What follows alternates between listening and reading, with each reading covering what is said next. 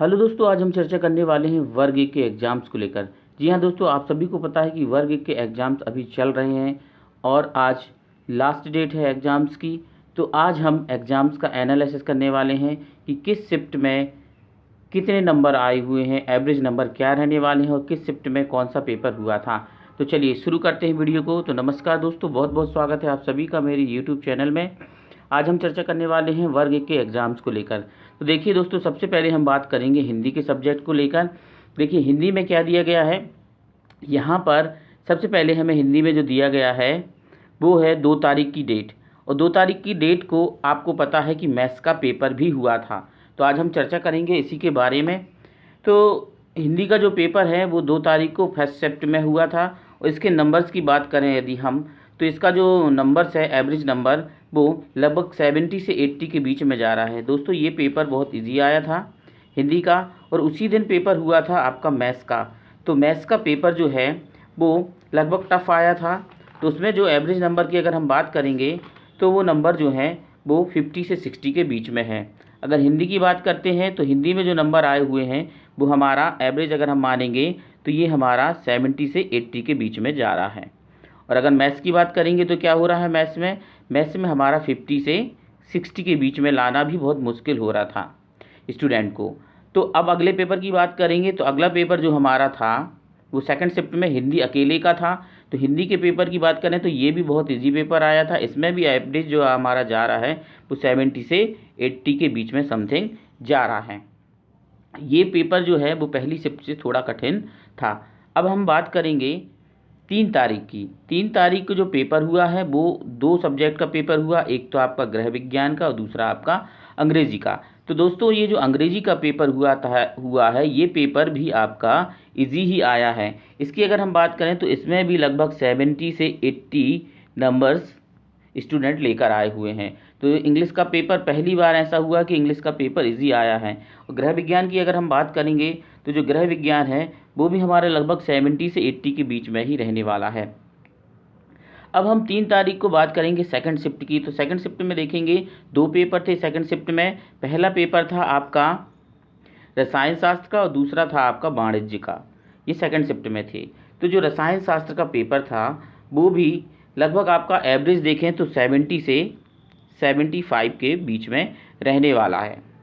और अगर वाणिज्य की बात करें तो जो वाणिज्य का पेपर है वो लगभग आपका ये जो मान के चलिए 65 है, 65 से 70 के बीच में ये आपका पेपर एवरेज है। मैं एवरेज बता रहा हूँ आपके लिए, हाईएस्ट नहीं। एवरेज में अगर हम निकालें तो लगभग इतने नंबर्स स्टूडेंट्स के आए हुए हैं। अब हम अगले पेपर की बात करेंगे तो हमारा जो अगला पेपर है वो है हमारा संस्कृत का और उर्दू का। जी हाँ दोस्तों, संस्कृत और उर्दू का पेपर हुआ था 4 तारीख को पहली शिफ्ट में। तो जो संस्कृत का पेपर था वो भी लगभग हमारा 70 से 80 के बीच में गया है। देखिए क्या हुआ है कि कुछ स्टूडेंट के नंबर तो काफ़ी कम आए हैं, जैसे किसी के 45 आए हैं, किसी के 50 आए हैं। तो ऐसे रूम में नंबर आए हुए हैं, लेकिन जो अच्छे स्टूडेंट है, पढ़ने वाले स्टूडेंट है, वो हाई स्कोर कर रहे हैं दोस्तों। तो इस वजह से स्कोर ऊपर जा रहा है। पेपर तो टफ है, पेपर का लेवल टफ है, क्योंकि ये सेकंड एग्जाम से चयन परीक्षा है। तो पेपर इजी नहीं बनाया गया, क्योंकि यहाँ स्टूडेंट इंटेलिजेंट बैठे हुए हैं जो पहले पेपर को क्वालिफाई कर चुके हैं। इसलिए ये जो नंबर्स हैं लोगों के ज़्यादा खिंच रहे हैं, ये हो सकता है। तो अब इसके बाद हम बात करेंगे भौतिक शास्त्र के बारे में। तो देखिए दोस्तों, जो भौतिक शास्त्र का पेपर है वो आपका 4 तारीख को हुआ था सेकंड शिफ्ट में, और इसी के साथ में आपका हुआ था जीव विज्ञान का पेपर। तो भौतिक शास्त्र के पेपर की अगर हम बात करेंगे तो ये बहुत टफ पेपर आया था। तो दोस्तों इसका जो कट ऑफ है, मतलब एवरेज बात करें, सॉरी अभी कट ऑफ की बात नहीं कर रही, एवरेज की बात कर रहे हैं, 50 से 60 के बीच में, मतलब 60 नंबर लाना भी स्टूडेंट के लिए बहुत टफ हो रहा था। इसके बाद जीव विज्ञान की बात करेंगे तो जो जीव विज्ञान है हमारा, तो जीव विज्ञान में हमारा जो आ रहा है, जीव विज्ञान का पेपर थोड़ा सा ईजी था। तो इसमें जो कट ऑफ इसमें जो एवरेज जा रहा है वो हमारा हो रहा है 70 से 75 समथिंग। ठीक है, अब हम बात करते हैं आगे राजनीति की, नहीं इतिहास की बात करेंगे। इतिहास का जो हमें दिया गया है अगला, ठीक है, तो इतिहास और कृषि, ये जो है हमारा फर्स्ट शिफ्ट में 5 तारीख को एग्ज़ाम्स हुआ है। तो इतिहास का पेपर भी टफ था दोस्तों। तो इसका जो है एवरेज 60 से 70 के बीच में गया है। इसी तरीके से कृषि विभाग का भी है, कृषि सब्जेक्ट का भी है। क्या दिया गया है उसमें? 65 से 75 समथिंग, ऐसा ये स्कोर जा रहा है। आगे हम बात करेंगे किसकी? राजनीति की।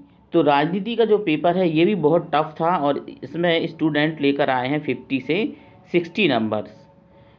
और फिर अगला पेपर जो है आपका वो है अर्थशास्त्र का, 6 तारीख को। आज ही की शिफ्ट में पहला पेपर था सुबह का, इकोनॉमिक्स का। ये जो पेपर है आपका ये लगभग 70 से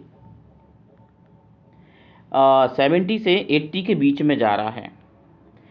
तो इसमें मतलब हाई स्कोर किया है कुछ स्टूडेंट के द्वारा किया गया है, सभी के द्वारा नहीं, कुछ स्टूडेंट के द्वारा ये हाई स्कोर यहाँ पर किया गया है।